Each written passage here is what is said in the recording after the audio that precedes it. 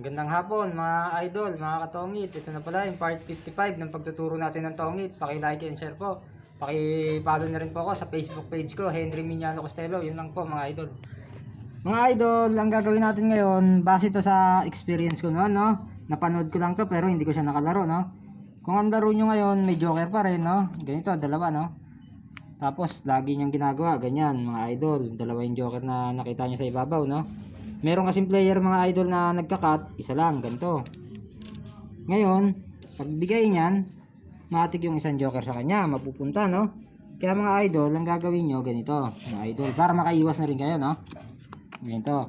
Pag ganyan yung ginawa niya, kakat nyo, isa lang, dito, kukuha ka sa gitna, lalagay mo sa ibabaw, no? Pwede naman yan. Para pagbigay niya, wala siyang joker. Meron kayo, tag-isa.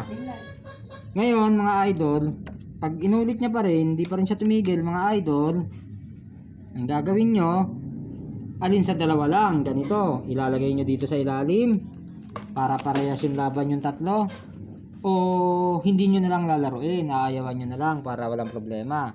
Kaya sana, alam nyo na to. Hanggang dito na lang.